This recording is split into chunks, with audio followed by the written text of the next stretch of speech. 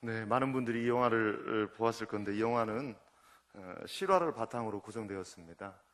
우리가 잘 본 것처럼 짐 엘리엇과 내 친구의 죽음이 결과적으로 에콰도르의 아우카 종족 모두를 다 예수께로 인도하는 놀라운 역사를 이룬 것을 보게 됩니다.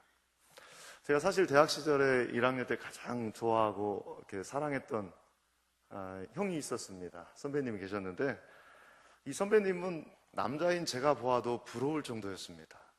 여러분 그런 사람 있지 않습니까? 남자가 보아도 좋은 사람이었습니다. 이 선배님은 항상 신앙과 인격, 삶 모든 부분에서 모든 사람들에게 모범이 되는 그런 분이었습니다. 저는 그 선배님과 매주 토요일이면 교회 강대상 아래에서 같이 기도하고 또한 그 형이 목사님의 큰 아들이었기 때문에 같이 그 사택에서 잠을 자고 주일을 준비한 적이 있습니다. 근데 그 형이 제가 보는 눈앞에서 하나님의 부르심을 받았습니다. 사실 그때 그 선배님의 죽음은 저한테 큰 충격이었지만 그 선배님의 죽음을 보았던 그때 당시에 수많은 청년들이 그 선배님의 죽음을 통해서 삶에 대해서 다시 한번 생각해 보게 되었고 그리고 하나님께 놀라운 헌신을 하고 있는 것을 발견하게 되었습니다. 그래서 저는 제가 제일 좋아하는 성경 구절이 있는데 요한복음 12장 24절 말씀입니다. 다 함께 읽어보겠습니다. 내가 진실로 진실로 너희에게 이르노니 한 알의 밀이 땅에 떨어져 죽지 아니하면 한 알 그대로 있고 죽으면 많은 열매를 맺느니라. 한 알이 땅에 떨어져 죽지 않으면 그대로 있고 죽으면 많은 열매를 맺는다라고 말씀하고 있는 것을 보게 됩니다. 오늘 본문 속으로 들어가 보면 사도 바울과 함께 유대인 그리스도인들의 깊은 그 고민을 읽을 수 있습니다. 그 고민의 핵심은 무엇입니까? 오늘 보면 6절에서 언급하고 있는 것처럼 과연 하나님께서는 유대인들을 버리셨는가라는 주제입니다. 과연 하나님께서는 유대인들을 버리셨는가? 이 사실 때문에 사도 바울도 또한 유대인 그리스도인들도 깊은 고민 속에 빠져 있는 것을 보게 됩니다. 사도 바울은 로마서 6장에서 8장까지 우리가 예수 그리스도를 믿었다면 어떻게 살아야 되는지 그리스도인의 성화에 대해서 말씀하고 있습니다. 우리가 어떻게 하면 주님을 닮아갈 수 있는지에 대해서 말씀하고 있습니다. 바로 그 클라이막스가 로마서 8장입니다. 로마서 8장 1절 말씀의 시작을 보십시오. 그러므로 이제 그리스도 예수 안에 있는 자에게는 결코 정죄함이 없나니 라고 말하고 있습니다. 그리고 마지막 절 39절에서는 우리를 우리 주 그리스도 예수 안에 있는 하나님의 사랑에서 끊을 수 없으리라라고 결론을 내리고 있습니다. 사실 우리가 로마서를 자세히 읽어보면 알지만 로마서 8장이 끝난 이후에 9장, 10장, 11장은 첨가된 것처럼 보입니다. 왜냐하면 바로 12장으로 넘어가서 그러므로 사랑하는 형제들아 내가 하나님의 모든 자비하심으로 너희를 권하노니 라고 넘어가는 것이 지극히 당연해 보입니다. 그러나 사도 바울이 로마서 9장에서 11장을 기록한 이유가 있습니다. 조금 전에 말씀드렸던 것처럼 과연 하나님께서는 유대인들을 버리셨는가에 대한 해답을 제시해주고 있는 것을 보게 됩니다. 지금 사도 바울은 자신이 직접 세운 교회가 아니었습니다. 자생적으로 세워진 로마 교회에 편지를 쓰고 있습니다. 로마 교회는 유대인 그리스도인들과 이방인 그리스도인들로 섞여 있었습니다. 그러나 이 편지를 받을 당시에는 이방인 그리스도인들의 숫자가 월등히 많았습니다. 이러한 로마 교회의 현실과 또한 세상에 속한 많은 사람들의 모습을 보면서 사도 바울의 고민은 더욱 깊어져만 갑니다. 왜 하나님께서는 이방인들에게 이렇게 큰 은혜를 베푸시는데 자신의 동포, 자신의 민족인 이스라엘에게는 구원의 풍성한 은혜를 베풀지 않는가? 사실 이러한 고민은 사도 바울뿐만 아니라 그때 당시를 살고 있었던 유대인 그리스도인들의 동일한 고민이었습니다. 우리가 잘 아는 것처럼 사도 바울 자신도 이스라엘 사람이었습니다. 피는 못 속입니다. 제가 사실은 엊그제 새벽기도 오는데 그 탈북 동포들의 이야기를 잠깐 들었습니다. 보니까 탈북 동포들이 잡혀서 다시 이렇게 북한으로 돌아갈 때 어떻게 한답니까? 보니까 임신한 여자가 있다면 군인이 그 임신한 여자를 발로 배를 차서 유산을 시켜서 데리고 간다고 하더라고요. 그것뿐만 아니라 인간으로서 도저히 이런 일은 해서는 안 된다는 그런 이야기들을 들었습니다. 가슴이 아팠습니다. 사도 바울도 동일하게 이스라엘 민족이었기 때문에 이스라엘 민족을 향한 남다른 마음이 있었다는 것을 알 수가 있습니다. 로마서 11장 1절 말씀을 보십시오. 내가 앞에 있습니다. 그러므로 내가 말하노니 하나님이 자기 백성을 버리셨느냐? 그럴 수 없느니라. 나도 이스라엘인이요 아브라함의 씨에서 난 자여 베냐민 지파라. 사도 바울의 몸속에는 이스라엘의 피가 흐르고 있습니다. 또한 그의 마음속 깊은 곳에서는 하나님께서는 언젠가 우리 민족 이스라엘에게 은혜를 베풀어 줄 것을 확신하고 있는 것을 발견하게 됩니다. 그러나 우리가 분명히 알아야 될 한 가지 사실이 있습니다. 사도 바울은 로마에 있는 교회에 편지를 쓰면서 특별히 유대인 그리스도인들에게 유대 민족 전체가 다 주님 앞에 돌아와서 구원받을 것을 말씀하지 않고 있다는 사실입니다. 이스라엘 민족 전체가 다 주께 돌아오는 것이 아니라 복음을 듣고 예수를 구주로 고백한 사람들만 주님께서 그들을 구원해 주신다라고 말씀하고 있는 것을 보게 됩니다. 이스라엘은 하나님께 선택받은 축복된 민족이었습니다. 그러나 우리는 왜 하나님께서 이스라엘을 선택하셨는지, 그리고 그 선택의 기준이 무엇인지 정확히 알아야 합니다. 왜냐하면 이스라엘을 선택하신 그 선택의 기준과 그리고 지금 이 시대를 살아가고 있는 우리들의 선택의 기준이 같기 때문에 그렇습니다. 그렇다면 하나님께서 이스라엘을 선택하신 기준은 무엇입니까? 신명기 7장 7절과 8절에서 말씀하고 있습니다. 다 함께 한번 읽어보겠습니다. 여호와께서 너희를 기뻐하시고 너희를 택하심은 너희가 다른 민족보다 수요가 많기 때문이 아니니라. 너희는 오히려 모든 민족 중에 가장 적으니라.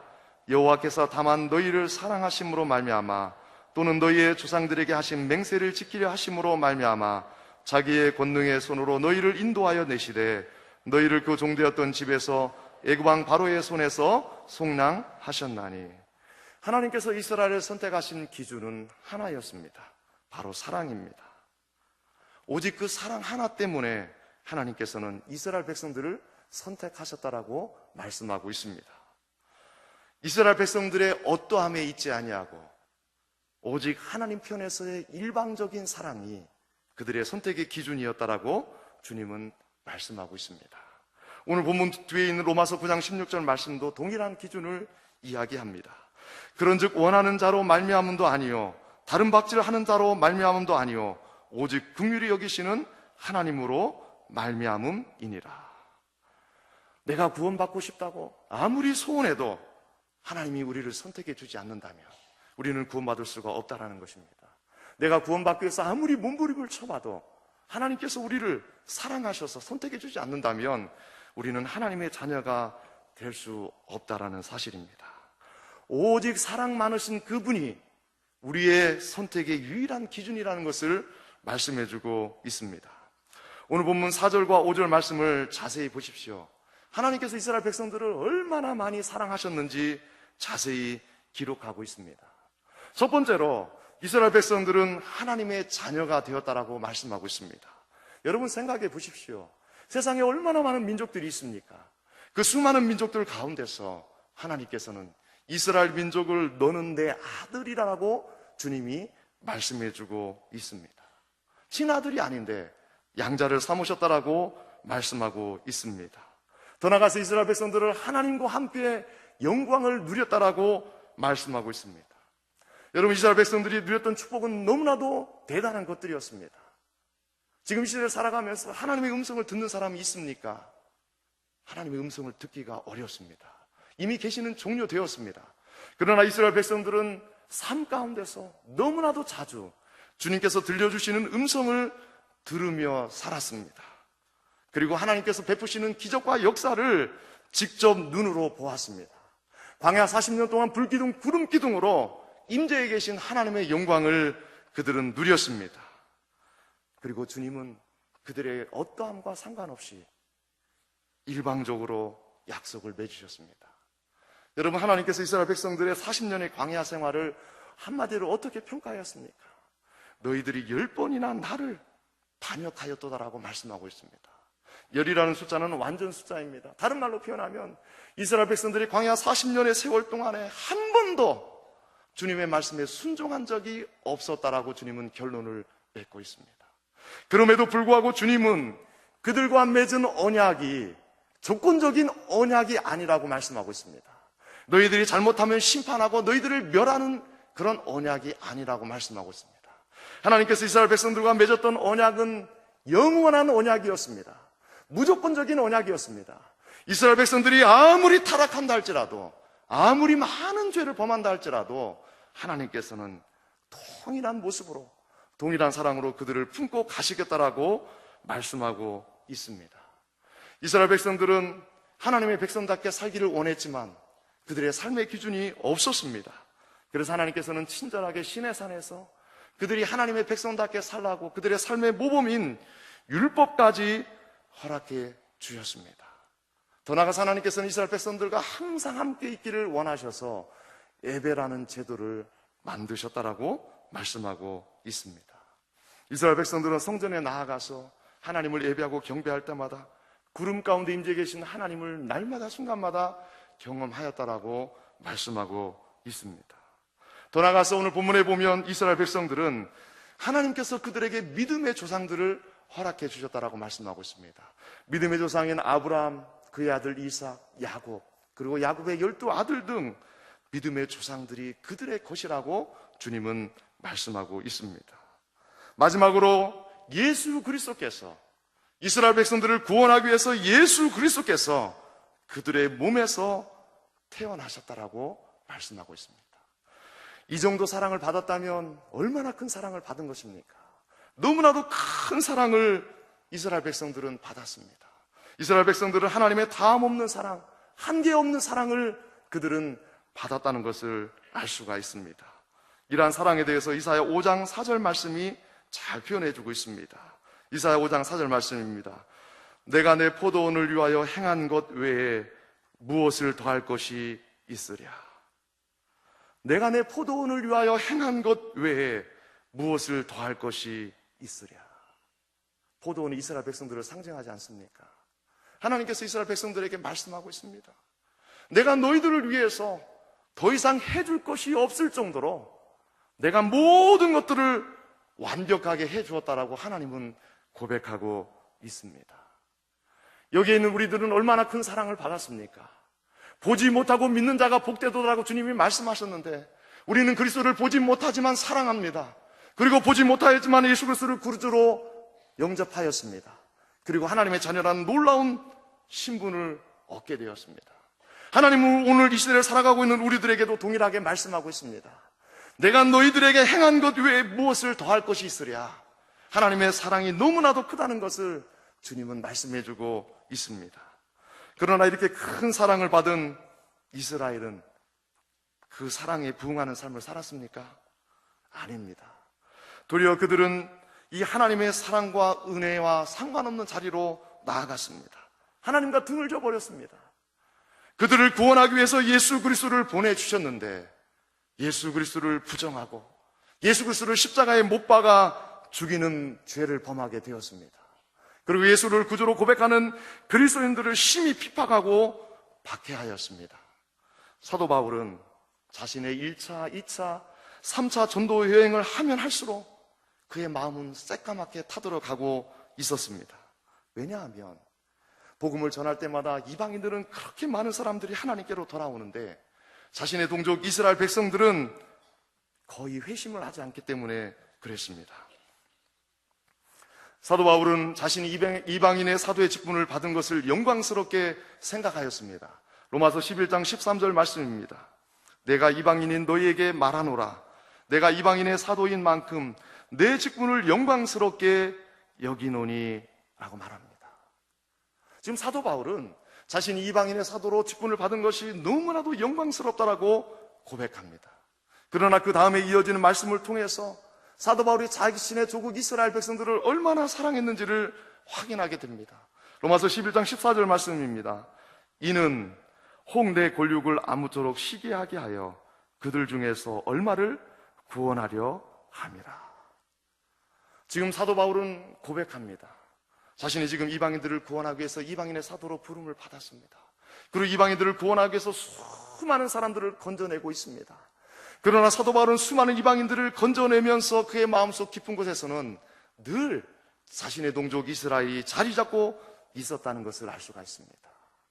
이방인을 구원을 힘쓰면 힘쓸수록 이스라엘 백성들이 이방인들의 구원을 보면서 혹시 주님께로 돌아오지 않을까 그런 마음을 가지고 있었던 것을 보게 됩니다. 사도 바울의 마음속 깊은 곳에서는 자신의 동족을 향한 뜨거운 열정이 마음속에 불타오르고 있었습니다. 어떻게 사도 바울이 자기 조국을 향한 뜨거운 사랑과 열정을 가지게 되었습니까? 우리가 잘 아는 것처럼 사도 바울은 사도행전 9장에서 다메섹 도상에서 예수 그리스도를 극적으로 경험하게 됩니다. 그리고 그의 삶은 완전히 변화됩니다. 여러분, 사도 바울이 하나님께 한 일이 있습니까? 아니, 사도 바울이 하나님 앞에 한 일은 아무것도 없습니다. 도리어 사도 바울은 예수 그리스도를 믿는 사람들을 핍박하고 죽이려고 다메섹으로 가고 있었습니다. 그러나 왜 하나님께서 사도 바울을 만나 주셨습니까? 이 모두가 다 하나님의 일방적인 사랑이었고 은혜였습니다. 사도 바울은 다메섹 도상에서 예수 그리스도를 깊이 있게 경험합니다. 그리고 신앙의 진짜 맛이 무엇인지 체험하게 됩니다. 시편 34편 8절 말씀에 이렇게 기록하고 있습니다. 너희는 여호와의 선하심을 맛보아 알지어다.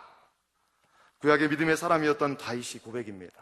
다윗은 그의 백성들에게 이렇게 말합니다. 너희는 여호와의 선하심을 맛보아 알지어다.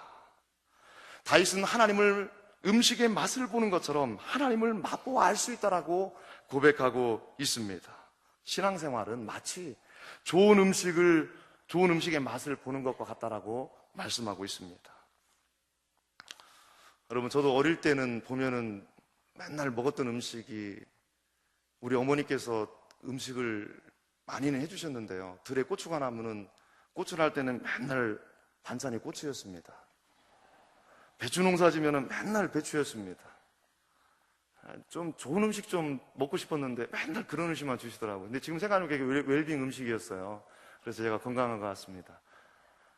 근데 어떻습니까? 시간이 지나면서 여유가 생기니까 좋은 음식을 먹고 싶지 않겠습니까?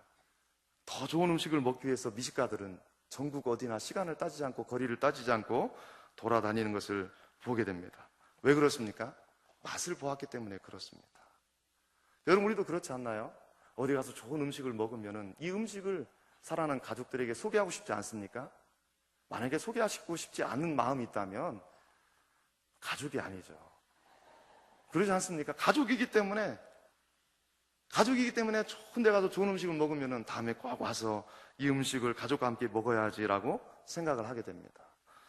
저도 예수님의 제자이기 때문에 예수님께서 어떻습니까? 먹기를 탐하는 자라는 그런 이야기를 들었습니다. 저도 참 먹기를 탐하는 목사 가운데 한 사람입니다. 먹는 것을 얼마나 좋아하는데 요즘에 살이 쪄서 큰 걱정입니다. 여러분, 한 번은 제가 어떤 집사님을 신방하는데 집사님께서 저한테 그러더라고요. 대전에서 가장 맛있는 집으로 인도하겠답니다. 그래서 큰 기대를 가졌습니다. 어딘지 아십니까? 짬뽕집이었습니다. 아니, 어떻게 미식가인 나를 짬뽕집으로. 근데 그 집사님이 하시는 말씀이 이 짬뽕집은 그냥 짬뽕집이 아니랍니다. 대전에서 가장 맛있는 짬뽕집이랍니다. 그래서 큰 기대를 안고 그 짬뽕집에 갔습니다. 세상에, 짬뽕집에 갔는데 얼마나 많은 사람들이 줄을 서 있는지. 세상에, 제가 얼마큼 기다렸다 먹은지 압니까? 1시간 12분을 기다리고 먹었습니다. 1시간 12분. 그래도 위로가 된 것은 제 뒤에도 수많은 사람들이 줄을 서고 있더라고요. 참 위로가 되었습니다. 근데 사실 배가 얼마나 고팠겠습니까? 정말로 맛있었습니다. 여러분, 왜 그렇게 많은 사람들이 1시간 12분 동안 줄을 서서 기다리면서 또 먹겠습니까? 맛을 알기 때문에 그렇습니다. 여러분, 우리가 잘 아는 것처럼 사도 바울은 다메섹 도상에서 예수 그리스도를 만나기 전까지 그도 또한 다른 유대인들과 같이 열심히 신앙생활을 하였습니다. 율법의 1.1획도 빠뜨리지 않고 지키기 위해서 엄청난 노력을 하였습니다. 그런데 웬일입니까? 신앙을 위해서 열심을 내면 낼수록 그에게 돌아오는 것은 공허한 마음과 절망뿐이었습니다. 신앙생활에 어떠한 맛도 느낄 수가 없었습니다. 그러나 사도 바울은 다메섹 도상에서 단 한 번의 만남으로 그는 그의 인생 가운데 최상의 신앙의 맛을 경험하게 됩니다. 그 이전에는 한 번도 경험해 보지 못한 놀라운 일이었습니다. 그 맛은 시간이 지나면 지날수록 더 깊었습니다. 여러분, 우리가 사도 바울을 잘 알지 않습니까? 사도 바울은 삼층전을 체험한 사람입니다. 사도 바울은 다메섹도상에서 예수 그리스도를 만났을 뿐만 아니라 사도 바울은 살아있을 때에 하나님의 나라 천국을 경험한 사람이었습니다. 그렇기 때문에 사도 바울은 이 세상에서 볼 수 있는 모든 신앙의 맛을 다 본 사람이었습니다. 이 맛을 보았기 때문에 사도 바울은 이 맛을 자신 안에만 가둘 수가 없었습니다. 견딜 수가 없었습니다. 그래서 그는 평생도록 주님 앞에 순교하는 그날까지 예수 그리스도를 증거하는 삶을 살았던 것을 알게 됩니다. 사도 바울이 예수 그리스도를 만난 후에 그가 처음으로 찾아간 곳은 어디입니까? 성경에 보니까 유대인들이 거하는 회당이었다라고 기록하고 있습니다. 사도행전 9장 19절과 20절 말씀 같이 한번 읽어보겠습니다.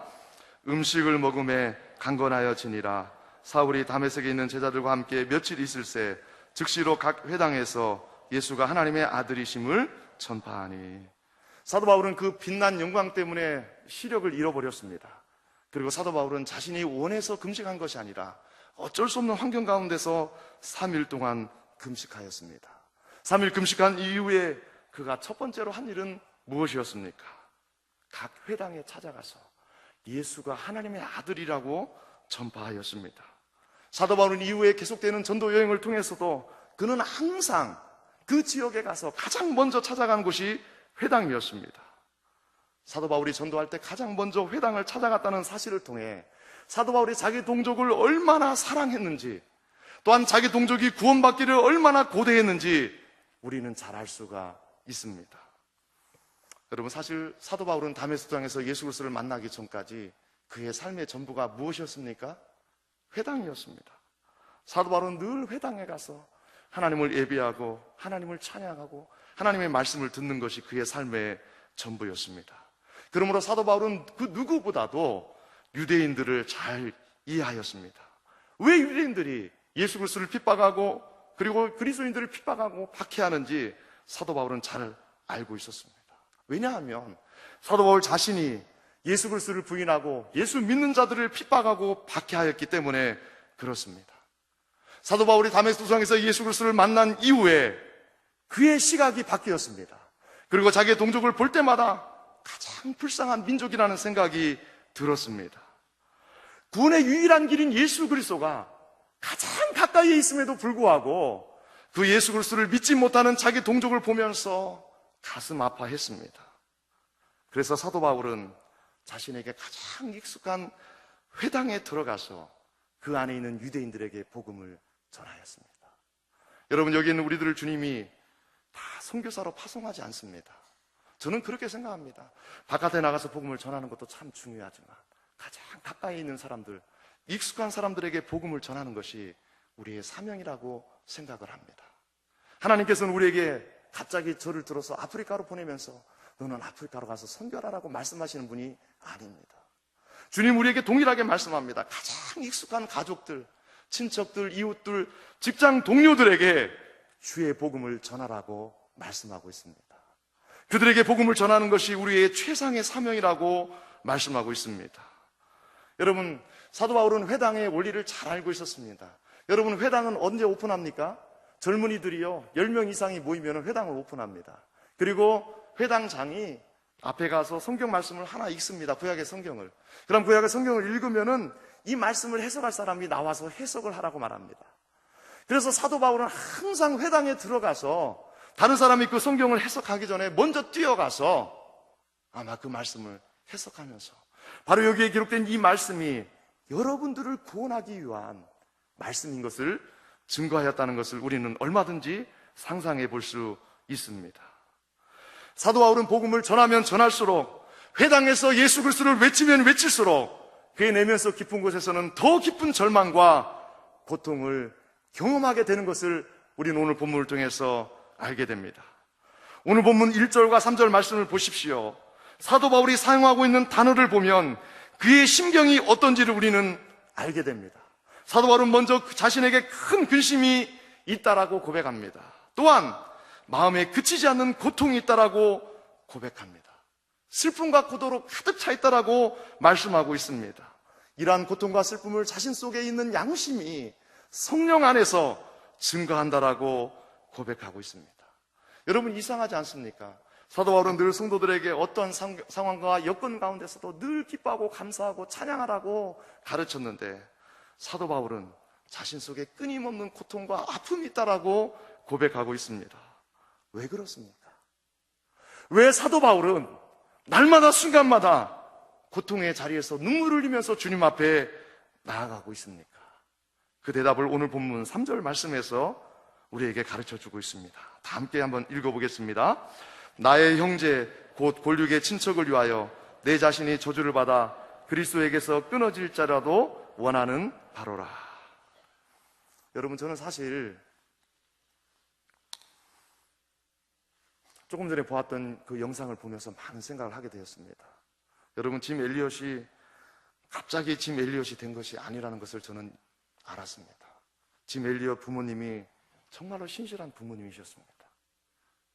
짐 엘리엇이 갑자기 짐 엘리엇이 된 것이 아니라 그의 부모님이 늘 신실하게 하나님을 경배하고 경외하는 모습을 보고 자랐기 때문에 짐 엘리엇은 10대임에도 불구하고 늘 마음속 깊은 곳에 하나님, 내가 이 땅에 사는 것이 내 인생의 목적이 아니라 주님 앞에 서는 것이 내 인생의 목적이라고 고백하는 것을 보게 됩니다. 여러분, 어떻게 10대가 그렇게 고백을 할 수가 있겠습니까? 짐 엘리엇의 부모님이 그러한 삶을 살았기 때문에 짐 엘리엇도 그렇게 살았고, 그리고 짐 엘리엇의 그 자녀가 에콰도르 종족에게, 아우카 종족에게 복음을 전하러 가는 아빠에게 무엇이라고 말하고 있습니까? 그들이 공격할 때 아빠 공격할 거예요? 그러면서 뭐라고 말합니까? 만약에 그들이 공격할 때 아빠는 이렇게 말해주세요. 나는 당신의 진실한 친구입니다. 여러분, 이게 과연 가능한 일입니까? 이게 인간의 힘으로 과연 가능한 일입니까? 오늘 본문에 등장하는 사도 바울도 하나님 앞에 고백하고 있습니다. 하나님, 나의 사랑하는 형제들, 나의 사랑하는 민족들, 나의 조국 이스라엘 민족들을 구원해 준다면 나를 그리스도에게서 끊어주십시오라고 주님 앞에 고백하고 있는 것을 보게 됩니다. 사도 바울의 마음속 깊은 곳에 자리 잡고 있었던 것은 오직 한 가지, 자신의 조국이 구원받는 것이었습니다. 아직 구원에서 멀어져 있는 자신의 종족을 볼 때마다 그의 가슴은 미어졌습니다.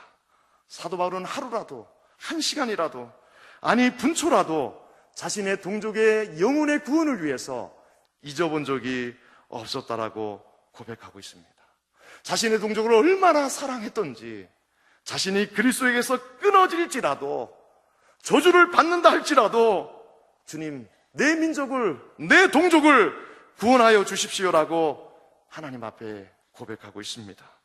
여러분, 이 말이 얼마나 모순된 말입니까? 사도 바울 로마서 8장에서 우리를 그리스도 안에 있는 하나님의 사랑에서 끊을 수 있는 것이 아무것도 없다라고 고백한 사도 바울이 하나님 앞에 자신의 동족을 구원해 주기 위해서라면 하나님, 저를 그 구원의 자리에서 끊어 주십시오라고 주님 앞에 기도하고 있는 모습을 발견하게 됩니다.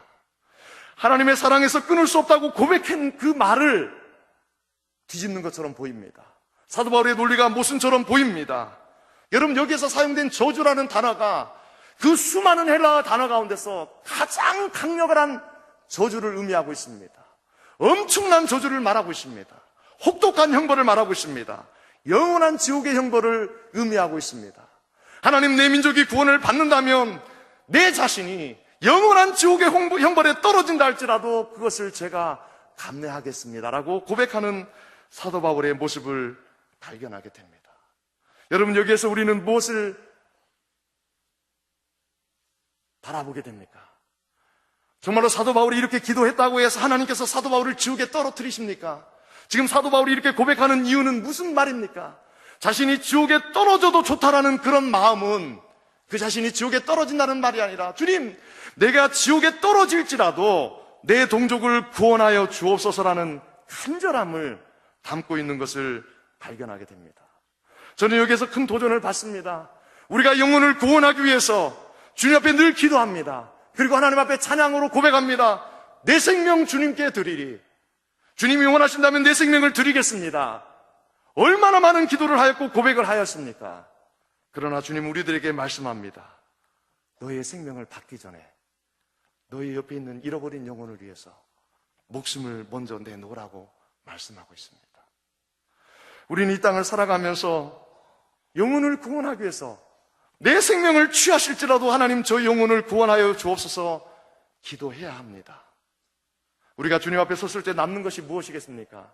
사도 바울은 분명히 고백했습니다. 빌립보서에서 내 영화의 면류관이 무엇이냐? 주님 앞에 섰을 때 내가 전도한 너희라고 주님은, 사도 바울은 그렇게 고백하고 있습니다. 사랑하는 성도 여러분, 우리는 한 번밖에 살 수 없는 인생을 살고 있습니다. 그리고 한 번밖에 살 수 없는 인생도 얼마나 빨리 지나가는지 모릅니다. 이 말씀을 가지고 도전합니다.